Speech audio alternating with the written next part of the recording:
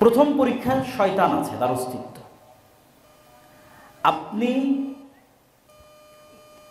খুব ভালো প্রস্তুতি নিয়ে অজু করে, গোসল করে, নতুন জামা কাপড় গায়ে দিয়ে, নিরিবিলি ঘরে দরজা জানলা লাগিয়ে, যেখানে কোনো ডিস্টার্ব নাই, এরকম জায়গায় 2 রাকাত সালাত আদায়ের প্রস্তুতি নেবেন।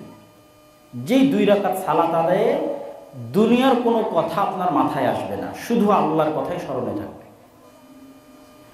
এই যে এত লম্বা প্রস্তুতি নিয়েছেন, নিজের নাফসের উপর কন্ট্রোল রাখতেছেন, কোনো ডিস্টার্ব নাই, মোবাইল নাই, আওয়াজ নাই, সাউন্ড নাই, কিচ্ছু নাই, সালাত শুরু করেছেন, 2 মিনিট যেতে না যেতেই 2 মিনিট যেতে না যেতেই আপনি দেখবেন যে আপনার মন আল্লাহ সুবহানাহু ওয়া তাআলার স্মরণ ব্যতীত কোনো দুনিয়াবি স্মরণে লেগে গেছে, অথচ আপনি বুঝতেই পারেননি, আপনার অজান্তে। মানে যদি আপনার জানতে হতো তাহলে আমি বুঝতাম যে না, শয়তান নাই, কিন্তু আপনার মন আপনার অজান্তে, আপনি তো সজাগ আছেন, সচেতন আছেন, যেন আমি পুরো সালাত আল্লাহকে স্মরণে রাখতে পারি, দুনিয়ার কোনো কথা যেন না আসে। সজাগ, সচেতন, কনসাস, কনসেন্ট্রেশন থাকার পরেও মন অন্যদিকে চলে গেছে। তাহলে মনকে কে নিয়ে গেল অন্যদিকে? বলেন, কে নিয়ে গেল? শয়তান। আর কি প্রমাণ নেবেন শয়তানের অস্তিত্বের? কাল্ব, মানুষের কাল্ব হচ্ছে পৃথিবীর এত উন্নত লেভেলের প্রযুক্তি যে এটা কালেব, সদা সর্বদা পরিবর্তনশীল। মানুষের চিন্তা, চেতনা, আত্মপরিচয় সব কাল্ব থেকে নির্ধারিত হয়। পৃথিবী যত উন্নতই হোক, ডাটা ট্রান্সফার করতে পারে, মরে যাওয়া মানুষের ব্রেনের সব হাদিস বের করে নিয়ে চলে আসতে পারে, ইমাম বুখারীর ব্রেন কপি হয়ে যেতে পারে, কিন্তু ইমাম বুখারীর যে আত্মপরিচয়, আইনস্টাইন, নিউটন, ওদের ব্রেন কপি হয়ে যেতে পারে, কিন্তু ওদের আত্মপরিচয় ফেরত আসবে না। এই আত্মপরিচয়টা কালবের উপর নির্ভর করে, যেখানে রূহ আল্লাহ সুবহানাহু ওয়া তাআলা দিয়েছে, যেটা দেখা যায় না, যেটা ধরার মতো কোনো প্রযুক্তি পৃথিবীতে নাই। এটা অনেক উপর লেভেলের প্রযুক্তি, যেখানে সরাসরি শয়তান কানেক্ট হতে পারে, যেখানে সরাসরি ফেরেশতা কানেক্ট হতে পারে। মানে পৃথিবীর সৃষ্টিজীবের বাইরেও আলাদা জগতের সৃষ্টিজীব যেই হৃদয়ের সাথে কানেক্ট হতে পারে। এটা ওই লেভেলের মেশিন, ওই লেভেলের যন্ত্র, ওই লেভেলের টেকনোলজি, প্রযুক্তি, যেখানে পৃথিবীর জগতের বাইরের প্রাণীরাও যুক্ত হয়, ফেরেশতা যুক্ত হয়, শয়তান যুক্ত হয়, যার প্রমাণ পৃথিবীতে আছে। এবং ফেরেশতার এবার অস্তিত্বের প্রমাণ নেন। কোনোদিন যদি পরীক্ষা থাকে, তাহলে পরীক্ষা ধরার জন্য ঘুম থেকে উঠতে হবে রাইট টাইমে, এটার জন্য যেরকম শক্ত নিয়ত থাকে। কখনো যদি ট্রেন থাকে, বিমান থাকে, তাহলে ট্রেন বিমান ধরতে হবে, এইটার জন্য ঘুম থেকে সঠিক সময় জাগতে হবে, এটার জন্য যেমন শক্ত নিয়ত থাকে, এই রকম শক্ত নিয়ত একদিন করবেন ফজরের সালাতের জন্য।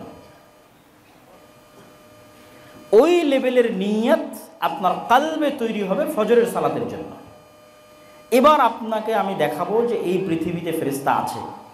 আপনার কোনো অ্যালার্ম লাগবে না, কোনো বাপ মাকে বলা লাগবে না যে আমাকে ঘুম থেকে তুলে দিও, ঠিক আছে? কোনো মোবাইলে অ্যালার্ম দেওয়া লাগবে না, কেউ এসে ডেকে দিবে, গেটে বাড়ি দিবে, কিচ্ছু লাগবে না। কেননা পৃথিবীতে তো ফেরেশতারা আছে আপনাকে সহযোগিতা করার জন্য, হাজার কাজ করে দেওয়ার জন্য ফেরেশতা আছে পৃথিবীতে।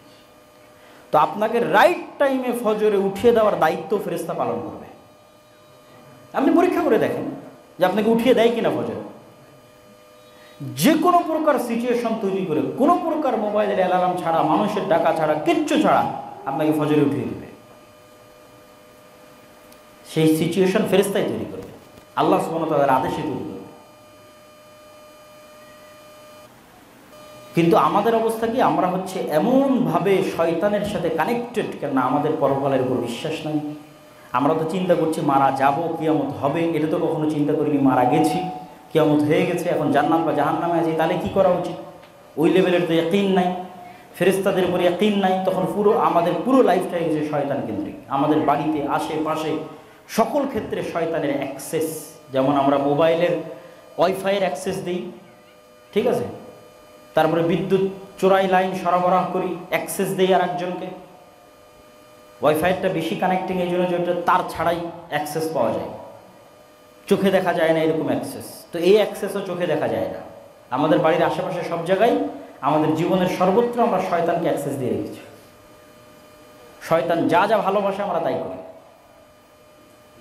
শয়তান অপবিত্রতা ভালোবাসে, আমরা অপবিত্রই থাকি। কেউ পেশাবের যত্ন নেয় না, পেশাব ছিটে না আসুক সেদিকে খেয়াল করে না, অজু অবস্থায় থাকতে হবে সেই মর্মে কোনো সচেতনতা নেই। সালাতবিহীন জীবন, এটা তো শয়তানের জন্য সবচেয়ে সুবর্ণ সুযোগ। কুকুর শ্রীগালের মতো জীবন, সালাতবিহীন জীবন। তাহলে তো 24 ঘন্টা আমার আশেপাশে শয়তান আছে। বাড়িতে ঢোকার সময় সালাম নাই, খাওয়ার সময় বিসমিল্লাহ নাই, জিকির নাই, তাহলে কন্টিনিউয়াস আমি শয়তানের সাথে জীবনযাপন করতেছি, শয়তানের গোলাম হিসেবে, শয়তানের দাস হিসেবে। আর যদি আমি আল্লাহ সুবহানাহু ওয়া তাআলার সাথে কানেক্ট হতে চাই, সঠিক রাস্তায় থাক, তাহলে তো আপনি যখন শয়তানের সাথে আছেন তখন আপনি সঠিক রাস্তায় ফিরবেন কিভাবে? সহযোগিতাকারী বন্ধুই তো নাই। বন্ধু থাকলে না সে আশেপাশে ব্রেনের মধ্যে মাঝে মধ্যে ভালো কথা দিবে, তাহলে কিছু ভালো কাজ করার উৎসাহ তৈরি হবে। তো সব শত্রুকে বন্ধু করে রেখেছে, ভালো কাজের ইচ্ছা তৈরি হবে কোথায় থেকে? তৈরি হবে না ইচ্ছা, অন্তর মারা গেছে, মৃত অন্তর। আর যখন আশেপাশে ফেরেশতাকে অ্যাক্সেস দিবেন, পবিত্র ফেরেশতারা পবিত্র, এরা পবিত্রতা ভালোবাসে। রাসূল সাল্লাল্লাহু আলাইহি ওয়াসাল্লামের মুখের স্বাভাবিক গন্ধ ফেরেশতা সহ্য করতে পারত না, আপনার বিড়ির গন্ধ কিভাবে সহ্য করবে বলেন? রাসূল সাল্লাল্লাহু আলাইহি সাল্লামের মুখের পবিত্র গন্ধ ফেরেশতাদের কষ্ট হতো, এই কারণে বারবার রাসূল সাল্লাল্লাহু আলাইহি সাল্লামকে বলতাম যে মিসওয়াক করেন, মিসওয়াক করেন, মিসওয়াক করেন। আল্লাহ নবী বলছে তোমরা কেউ পেঁয়াজ রসুন খেয়ে মসজিদে আসবে না, ফেরেশতাদের কষ্ট হয়। আপনি যদি সারাদিন বিড়ি সিগারেটের মধ্যে আছেন, তাহলে আপনার আশেপাশে ফেরেশতা আসবে? তাহলে আপনার আশেপাশে সবসময় কে আছে? শয়তান আছে। তাহলে আশেপাশে শয়তান আছে এবং আপনিও শয়তানের বন্ধু হিসেবে আপনিও আস্ত একটা শয়তান পৃথিবীতে বসবাস করতেছেন, কিছুই করার নাই। আর যখন আপনি পবিত্র থাকবেন, সালাত আদায় করবেন, জিকির 24 ঘন্টার যে পরিবর্ধনের উপর আল্লাহ সুবহানাহু ওয়া তাআলা জিকির দিয়েছে। বাড়িতে ঢুকলে, বাড়ি থেকে বের হলে, গাড়িতে উঠলে, মসজিদে ঢুকলে, মসজিদ থেকে বের হলে, টয়লেটে প্রবেশ করলে, টয়লেট থেকে বের হলে, এগুলো প্রত্যেকটা তো আসলে শয়তানের বিরুদ্ধে এক একটা অস্ত্র, যুদ্ধাস্ত্র। যখন ওগুলো সবসময় আপনি ইউজ করবেন, তখন আপনার আশেপাশে সবসময় ফেরেশতা থাকবে, বাড়িতে রহমতের ফেরেশতারা থাকবে। এমনি আপনার ভালো কাজের মন তৈরি হবে, সালাত আদায় করতে মন চাইবে, কোরআন তেলাওয়াত করতে মন চাইবে। আর সবসময় শয়তান থাকলে বছরও কোনো দিন কোরআন পড়া হবে না। শয়তানের অস্তিত্বের আর একটা প্রমাণ হচ্ছে কোরআন। কোরআন পড়ার আগে আল্লাহ বলছে আউযু বিল্লাহি মিনাশ শাইতানির রাজিম, শয়তান থেকে বাঁচতে চাও। কেন? এই কোরআন শয়তান তোমাকে পড়তেই দিবে না। আপনি ফেসবুক চালান, ঘন্টার পর ঘন্টা চালাতে পারবেন। মুভি দেখেন, নাটক দেখেন, চায়ের স্টলে বসে টিভি দেখেন, ঘন্টার পর ঘন্টা দেখতে পারবেন। আসেন 5 মিনিট কোরআন পড়েন, ধৈর্য ধরে রাখতে পারবেন না। কেন? শয়তান কন্টিনিউয়াস, আপনার উপর শয়তানের প্রভাব এবং কন্ট্রোল সর্বোচ্চ পর্যায়ে আছে। সম্মানিত উপস্থিতি, গায়েবের প্রতি ঈমান মজবুত করা এবং পৃথিবীতে যে আমরা অবস্থান করছি, এই পৃথিবীর অস্তিত্বটা পরকালের নিশ্চয়তার সাথে তুলনা করা এবং পৃথিবীতে আসলে খেলাটা কিভাবে চলতেছে শয়তান এবং ফেরেশতার অস্তিত্বের মাধ্যমে এটা অনুধাবন করা এবং সে অনুযায়ী আল্লাহ সুবহানাহু ওয়া তাআলার উপর আস্থা এবং বিশ্বাস রেখে ভালো বন্ধুদের একটা হচ্ছে ফেরেশতা, তাদের আরও নিকটবর্তী হওয়া, আল্লাহ সুবহানাহু ওয়া তাআলার আরও নিকটবর্তী হওয়া, এই রাস্তাগুলো অবলম্বনের মাধ্যমে ঈমান বিল গায়েবকে ইয়াকিনের স্তরে নিয়ে গেলে আপনার মধ্যে যেই শক্তি, যেই সামর্থ্য, যেই নেতৃত্ব, যেই প্রভাব তৈরি হবে, এটা শুধু বাংলাদেশ বিজয় করে ক্ষান্ত হবে না, বরং সমগ্র পৃথিবী বিজয় করতে পারবে। আল্লাহ সুবহানাহু ওয়া তাআলা আমাদেরকে সেই তৌফিক এবং সেই সুযোগ দান করুক, আল্লাহুম্মা আমিন। এবং আমাদের সবার অন্তরে নূর, আল্লাহুম্মা জাআল ফি কলবি নূরা, রাসূল সাল্লাল্লাহু আলাইহি ওয়াসাল্লাম দোয়া করতেন। ফেরেশতারা হচ্ছে নূরের তৈরি এবং আল্লাহ রাসূল সাল্লাল্লাহু আলাইহি ওয়াসাল্লাম দোয়া করতেন যে আল্লাহ আমার অন্তরে নূর দেন, আমার কানে নূর দেন, আমার চোখে নূর দেন, উপরে দেন, নিচে দেন, ডানে দেন, বামে দেন, সর্বত্র নূর তৈরি করে দেন। সৎ আমল নূর তৈরি করে এবং কিয়ামতের মাঠে এবং কবরে এই নূরগুলো আপনি দেখতে পাবেন, যে নূর আপনি দুনিয়াতে সংগ্রহ করেছেন সৎ আমলের মাধ্যমে, জিকিরের মাধ্যমে। আল্লাহ সুবহানাহু ওয়া তাআলা আমাদের অন্তরে সেই নূর তৈরি করার তৌফিক দান করুন, আল্লাহুম্মা আমিন।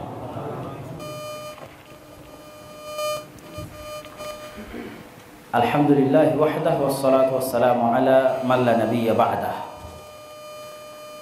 আজকে আমরা যে মসজিদে এসেছি এই মসজিদ হচ্ছে বাইতুল নূর মসজিদ, যা আজকে প্রথম জুমার খুতবার মাধ্যমে উদ্বোধন হচ্ছে। রাসূল সাল্লাল্লাহু আলাইহি সাল্লামের হাদিস অনুযায়ী আল্লাহর সবচেয়ে পবিত্র জায়গা হচ্ছে মসজিদ এবং সবচেয়ে অপছন্দনীয় জায়গা হচ্ছে বাজার। কেন? বাজারে দুনিয়াবি চাহিদা বেশি, মসজিদে দুনিয়াবি চাহিদা কম। মসজিদ পরকালের বেশি নিকটবর্তী আর বাজার দুনিয়ার বেশি নিকটবর্তী। তো মসজিদে আসলে এবং মসজিদে বসে থাকলে সালাত আদায়ের পর যতক্ষণ বসে থাকবে ততক্ষণ ফেরেশতা তার উপর দরুদ, তার রহমত এবং বরকতের জন্য আল্লাহ সুবহানাহু ওয়া তাআলার নিকট দোয়া করতে থাকবে।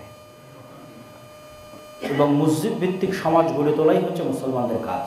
মসজিদের সাথে যে অন্তর যুক্ত থাকবে, এই যুক্ত থাকা অন্তর বিশিষ্ট মানুষকে তৈরি করাই তো মুসলমানদের কাজ। মসজিদ আবাদ করা, মসজিদকে ধরে রাখা এবং মসজিদ ভিত্তিক সমাজ তৈরি করা, এটাই সংগঠন। এর চেয়ে পাওয়ারফুল কোনো সংগঠন পৃথিবীতে আসেও নি, ভবিষ্যতেও আসবে না। এর চেয়ে পাওয়ারফুল কোনো সিস্টেম যেটার মাধ্যমে মানুষ একটা আদর্শকে লালন করবে, একটা আদর্শকে ধরে রাখবে, এর চেয়ে পাওয়ারফুল সিস্টেম পৃথিবীতে আসেও নি, ভবিষ্যতেও আসবে না। সেটা হচ্ছে ইসলামের আদর্শকে লালন করার জন্য মসজিদ ভিত্তিক সমাজ ব্যবস্থা গড়ে তোলা।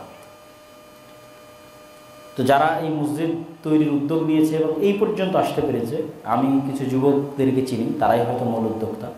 তো তারা এত বড় সাহস করেছে এবং এই পর্যন্ত আসতে পেরেছে। আমি অত্র এলাকাবাসীকে উদাত্ত আহ্বান জানাবো যে আপনারা আপনাদের সর্বোচ্চটা এই মসজিদের কাজে এবং আল্লাহ সুবহানাহু ওয়া তাআলার সন্তুষ্টির জন্য সহযোগিতা করার চেষ্টা করবেন। আল্লাহুম্মা আমিন। কিয়ামতের মাঠেও টাকা কাজে আসবে, যেমন দুনিয়াতে টাকা কাজে আসে। দুনিয়াতে বিপদে পড়ে গেলেই দেখবেন যে টাকা কাজে আসে। অসুখ হলে টাকা লাগে, কেস কোর্ট কাচারি মামলাতে পড়লে টাকা লাগে, ঠিক আছে, অফিস আদালত বিভিন্ন জায়গায় কাজ পার করে নেওয়ার জন্য টাকা লাগে, বিপদে আপদে টাকা লাগে। কিয়ামতের মাঠেও যখন বিপদে পড়বেন তখন টাকা লাগবে।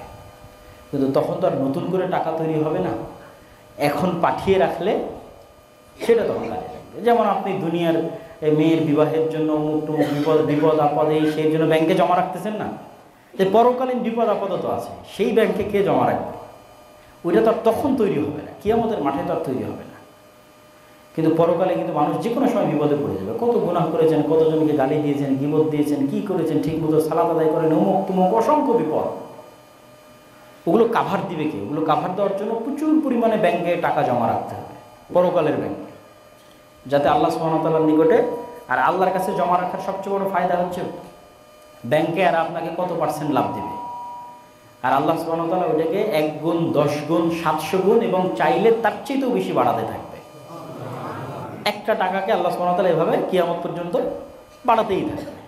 তাহলে যখন আপনার পরকালের ব্যাংকে ভালো পরিমাণ অ্যামাউন্ট আছে, মানে আপনি কোটি কোটি টাকার মালিক কিয়ামতের মাঠে, তাহলে এখন শত শত পাওনাদার যদি চলে আসে, কখন কার গীবত করেছেন, কখন কাকে গালি দিয়েছেন, কখন কোথায় নামাজ ছুটে গেছে, তখন এই সমস্ত দানের নেকি দিয়ে তখন ওই সমস্ত গুনাহগুলো, ইবাদতের কমতিগুলো কভার হবে। এবং যদি দান ভালো পরিমাণ থেকে থাকে, শেষ না হয়, তাহলে দানের নেকির বদৌলতে আপনি জান্নাতে চলে যাবেন।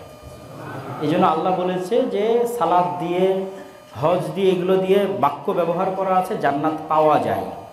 আর দান এবং শহীদ এই দুইটার ক্ষেত্রে বলা আছে জান্নাত কেনা যায়, কেনার মালিকানা। আর একটা যে আমি দিলাম, দান করলাম, দুইটার মালিকানা ভিন্ন রকম। যে আমি আমার নিজের অর্জিত টাকা দিয়ে জমি কিনেছি, আর একটা হচ্ছে না আপনাকে কেউ হেবা সূত্রে দান করে দিল, দুটোর মধ্যে অনেক পার্থক্য। তাহলে কেউ যদি শহীদ হয়ে যায়, ও জান্নাত কিনে নিয়েছে। আর কেউ যদি ব্যাপক পরিমাণ আল্লাহ সুবহানাহু ওয়া তাআলার রাস্তায় দান করে, তো ও জান্নাত কিনে নিয়েছে। আল্লাহ সুবহানাহু ওয়া তাআলা তার কাছে জান্নাত বিক্রি করেছে। এই জন্য আল্লাহ মানুষকে আহ্বান করেছে যে তোমরা তো দুনিয়াতে ব্যবসা করছো, আমার সাথেও ব্যবসা করো। হাল আদুল্লুকুম আলা তিজারাতিন তুনজিকুম মিন আযাবিন নার। দুনিয়ার ব্যবসা তো আমরা ভালো বুঝি, আল্লাহ ব্যবসা করার জন্য প্রস্তুত আছে। আল্লাহ বিক্রি করবেন জান্নাতের জায়গা, আর আপনি কিনবেন জান্নাতের জায়গা। আল্লাহ সুবহানাহু ওয়া তাআলার সাথে ব্যবসা হবে এবং এটি অতি লাভজনক ব্যবসা। এই ব্যবসায় কোনো লস নাই, পৃথিবীর ব্যবসায় লস হতে পারে। আল্লাহ নিজে এটাকে ব্যবসা হিসেবে তুলে ধরেছে এবং ক্রয় বিক্রয় শব্দ ব্যবহার করা আছে। আমি বানিয়ে ক্রয় বিক্রয় বলছি তা না, আল্লাহ নিজে বলেছেন ক্রয় বিক্রয়, আমি বিক্রি করব, তোমরা কিনবা। এই মসজিদের কাছে সহযোগিতা স্বরূপ দান করবেন, এটি উদাত্ত আহ্বান। আর যেহেতু এই সমস্ত অঞ্চলে আমাদের আশা খুব কম হয়, তো আমাদের সাথে স্থায়ী যোগাযোগের মাধ্যমই হচ্ছে মাসিক আল ইতিসাম। আমি নিজে মাসিক আল ইতিসামে নিয়মিত সম্পাদকীয় লিখি, প্রতি মাসে 2টা প্রবন্ধ যায় নিয়মিত, তা আমারই লেখা থাকে 3টে নিয়মিত। এবং সম্পাদকীয়গুলোতে সমসাময়িক বিভিন্ন ইস্যু, যেমন এই মাসেরটাতে আছে জাতিসংঘের মানবাধিকার কমিশন নিয়ে, সামনের মাসে আসতেছে বাংলাদেশে বর্তমান সরকারের আমলে এনজিওদের যে বাংলাদেশের পুরো অর্থনীতিকে গ্রাস করা এবং পুরো শিক্ষা ব্যবস্থাকে গ্রাস করার যে চক্রান্ত, যেটা প্রাথমিক বিদ্যালয়ে গানের শিক্ষক নিয়োগের মাধ্যমে এই সরকার প্রমাণ করতে যাচ্ছে, যেটার আমরা সর্বোচ্চ প্রতিবাদ জানাচ্ছি। এবং আমরা এটিও বলতে চাচ্ছি যে যদি এটি প্রতিবাদের মাধ্যমে বন্ধ করা সম্ভব না হয়, তাহলে প্রাথমিক স্কুলে সন্তান পাঠানো হারাম হিসেবে গণ্য হবে। ভিক্ষা করে হলেও প্রাথমিক স্কুলের পাশে সুন্দর আর একটা ইসলামিক স্কুল, ইসলামিক মাদ্রাসা তৈরি করতে হবে, যেখানে কোরআন হাদিস থেকে শুরু করে ইংরেজি, বাংলা, গণিত, সায়েন্স সবই উন্নত মানের শেখানো হবে ইনশাআল্লাহ। তো এই বিষয়ের সম্পাদকীয় আসতেছে সামনের মাসে। তো এই যে মাসিক আল ইতিসামটা প্রতি মাসে আপনাদের কাছে থাকা উচিত, এই মসজিদে আসা উচিত। আরও যারা বিভিন্ন অঞ্চল থেকে আজকে এখানে এসেছেন তাদেরকেও সংগ্রহ করার উদাত্ত আহ্বান জানাবো। আর সর্বোপরি মসজিদ ভিত্তিক মক্তব নিয়ে আমাদের যে কার্যক্রম চলে সেটির সাথে যুক্ত হওয়া। এবার আমাদের মক্তব প্রতিযোগিতা জাতীয় পর্যায়ে টিভি চ্যানেলে আয়োজিত হতে যাচ্ছে, যদি আল্লাহ সুবহানাহু ওয়া তাআলা কবুল করে ইনশাআল্লাহ। সেখানে আপনাদের ছেলেমেয়েরাই পারফর্ম করবে। গ্রামের একদম পাড়াগা থেকে উঠে আসা মক্তবের ছেলেরা প্রতিযোগিতায় অংশগ্রহণ করে টিভি চ্যানেল পর্যন্ত, জাতীয় পর্যায় পর্যন্ত চলে যাচ্ছে আলহামদুলিল্লাহ। তো এইটির সাথে যুক্ত হওয়া এবং এই প্রতিযোগিতাগুলোতে অংশগ্রহণ করা, এটিকে আপনাদের দাওয়াতি কাজের বড় একটা মাধ্যম হিসেবে গ্রহণ করতে পারেন।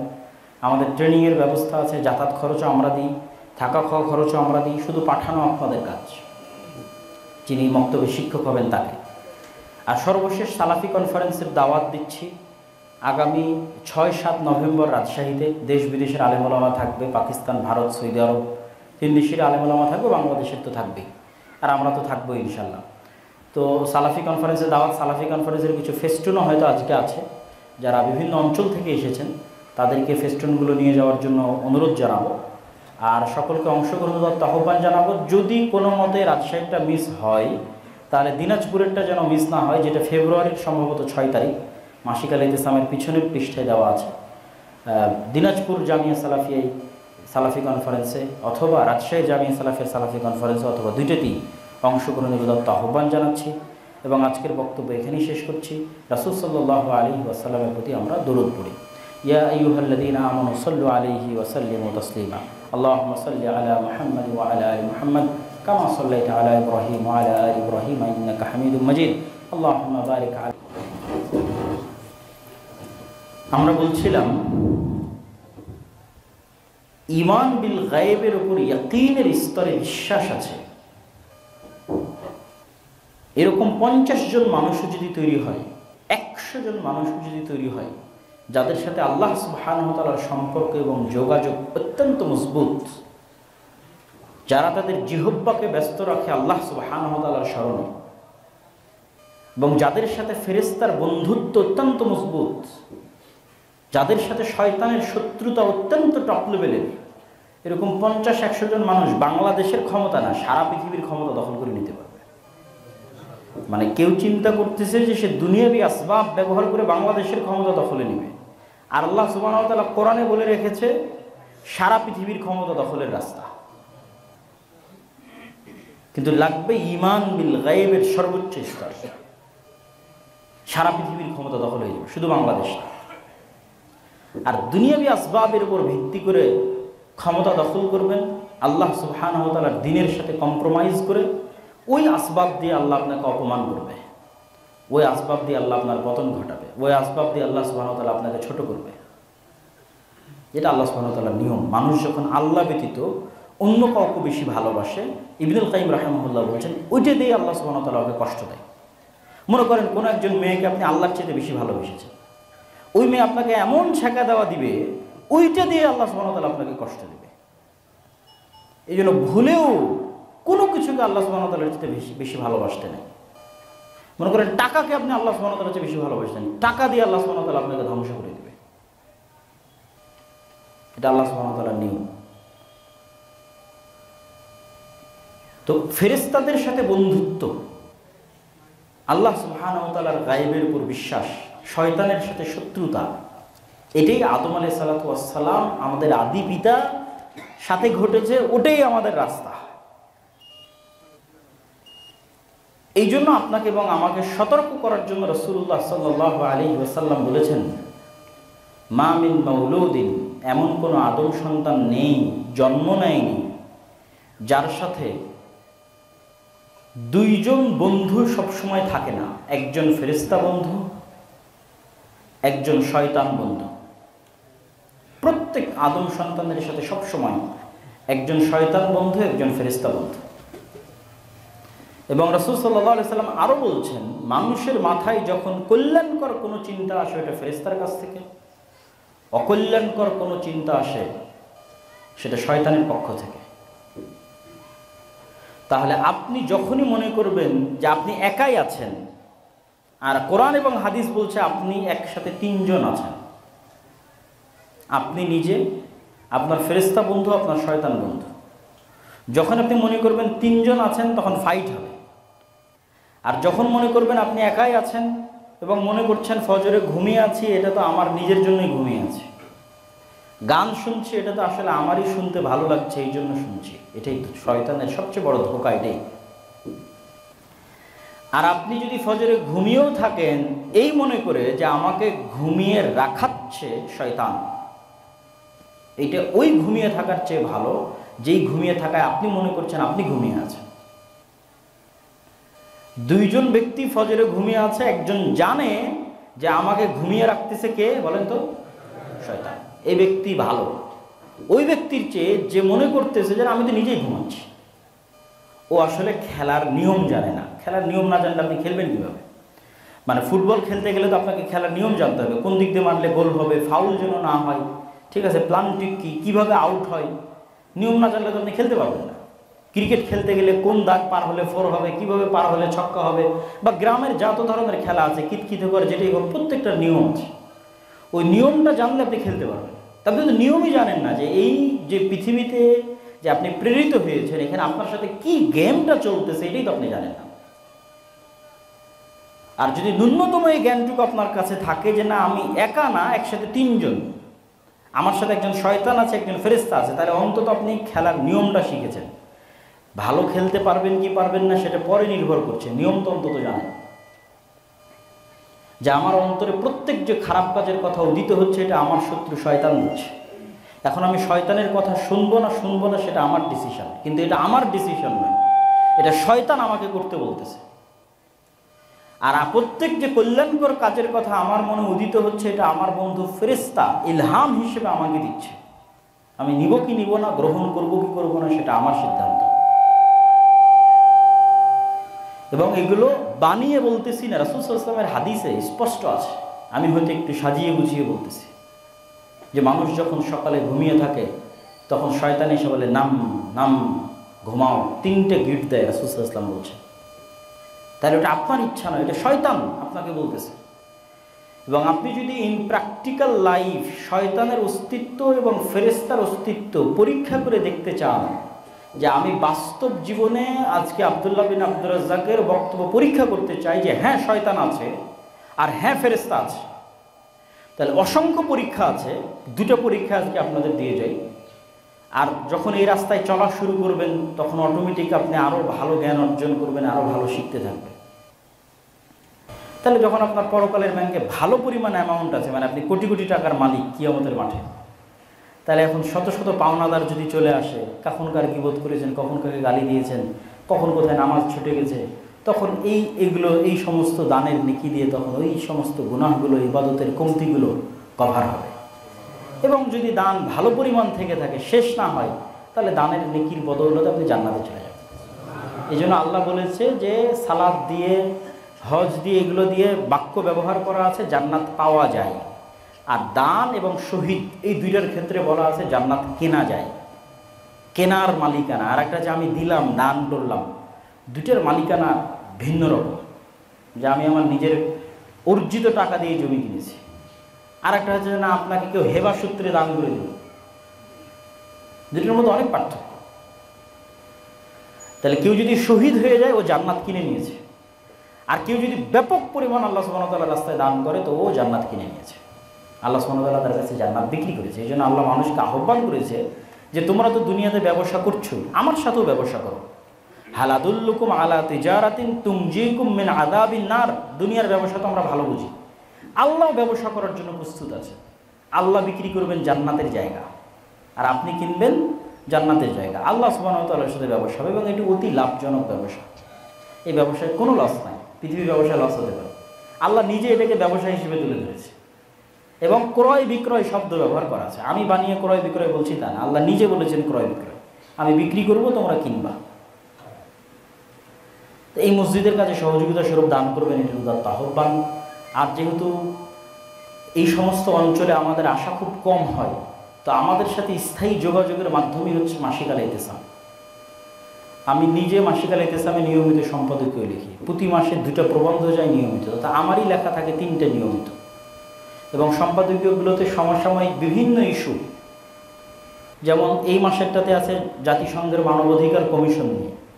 সামনের মাসে আসতেছে বাংলাদেশে বর্তমান সরকারের আমলে এনজিওদের যে বাংলাদেশের পুরো অর্থনীতিকে গ্রাস করা এবং পুরো শিক্ষা ব্যবস্থাকে গ্রাস করার যে চক্রান্ত, যেটা প্রাথমিক বিদ্যালয়ে গানের শিক্ষক নিয়োগের মাধ্যমে এই সরকার প্রমাণ করতে যাচ্ছে, যেটার আমরা সর্বোচ্চ প্রতিবাদ জানাচ্ছি। এবং আমরা এটিও বলতে চাচ্ছি যে যদি এটি প্রতিবাদের মাধ্যমে বন্ধ করা সম্ভব না হয়, তাহলে প্রাথমিক স্কুলে সন্তান পাঠানো হারাম হিসেবে গণ্য হবে। ভিক্ষা করে হলেও প্রাথমিক স্কুলের পাশে সুন্দর আর একটা ইসলামিক স্কুল, ইসলামিক মাদ্রাসা তৈরি করতে হবে, যেখানে কোরআন হাদিস থেকে শুরু করে ইংরেজি, বাংলা, গণিত, সায়েন্স সবই উন্নত মানের শেখানো হবে ইনশাআল্লাহ। তো এই বিষয়ের সম্পাদকীয় আসতেছে সামনের মাসে। তো এই যে মাসিক আল ইতিসামটা প্রতি মাসে আপনাদের কাছে থাকা উচিত, এই মসজিদে আসা উচিত। আরও যারা বিভিন্ন অঞ্চল থেকে আজকে এখানে এসেছেন তাদেরকেও সংগ্রহ করার উদাত্ত আহ্বান জানাবো। আর সর্বোপরি মসজিদ ভিত্তিক মক্তব নিয়ে আমাদের যে কার্যক্রম চলে সেটির সাথে যুক্ত হওয়া। এবার আমাদের মক্তব প্রতিযোগিতা জাতীয় পর্যায়ে টিভি চ্যানেলে আয়োজিত হতে যাচ্ছে, যদি আল্লাহ সুবহানাহু ওয়া তাআলা কবুল করে ইনশাআল্লাহ। সেখানে আপনাদের ছেলেমেয়েরাই পারফর্ম করবে। গ্রামের একদম অজ পাড়াগা থেকে উঠে আসা মক্তবের ছেলেরা প্রতিযোগিতায় অংশগ্রহণ করে টিভি চ্যানেল পর্যন্ত, জাতীয় পর্যায় পর্যন্ত চলে যাচ্ছে আলহামদুলিল্লাহ। তো এইটির সাথে যুক্ত হওয়া এবং এই প্রতিযোগিতাগুলোতে অংশগ্রহণ করা, এটিকে আপনাদের দাওয়াতি কাজের বড় একটা মাধ্যম হিসেবে গ্রহণ করতে পারেন। আমাদের ট্রেনিংয়ের ব্যবস্থা আছে, যাতায়াত খরচও আমরা দিই, থাকা খাওয়া খরচও আমরা দিই, শুধু পাঠানো আপনাদের কাজ, যিনি মক্তবের শিক্ষক হবেন তাকে। আর সর্বশেষ সালাফি কনফারেন্সের দাওয়াত দিচ্ছি আগামী 6-7 নভেম্বর রাজশাহীতে। দেশ বিদেশের আলেম ওলামা থাকবে, পাকিস্তান, ভারত, সৌদি আরব, 3 দেশের আলেম ওলামা থাকবে, বাংলাদেশের তো থাকবেই, আর আমরা তো থাকবোই ইনশাল্লাহ। তো সালাফি কনফারেন্সের দাওয়াত, সালাফি কনফারেন্সের কিছু ফেস্টুনও হয়তো আজকে আছে। যারা বিভিন্ন অঞ্চল থেকে এসেছেন তাদেরকে ফেস্টুনগুলো নিয়ে যাওয়ার জন্য অনুরোধ জানাবো, আর সকলকে অংশগ্রহণ করার আহ্বান জানাবো। যদি কোনো মতে রাজশাহীটা মিস হয়, তাহলে দিনাজপুরেরটা যেন মিস না হয়, যেটা ফেব্রুয়ারির সম্ভবত 6 তারিখ, মাসিক আল ইতিসামের পিছনের পৃষ্ঠায় দেওয়া আছে। দিনাজপুর জামিয়া সালাফিয়াই সালাফি কনফারেন্সে অথবা রাজশাহী জামিয়া সালাফিয়ার সালাফি কনফারেন্সে অথবা দুইটাতেই অংশগ্রহণের উদাত্ত আহ্বান জানাচ্ছি। এবং আজকের বক্তব্য এখানেই শেষ করছি। রাসূল সাল্লাল্লাহু আলাইহি ওয়াসাল্লামের প্রতি আমরা দরুদ পড়ি। ইয়া আইয়ুহাল্লাযীনা আমানু সাল্লু আলাইহি ওয়া সাল্লিমু তাসলিমা। আল্লাহুম্মা সাল্লি আলা মুহাম্মাদ ওয়া আলা আলি মুহাম্মাদ কামা সাল্লাইতা আলা ইব্রাহিম ওয়া আলা আলি ইব্রাহিম ইন্নাকা হামিদুম মাজিদ। আল্লাহুম্মা বারিক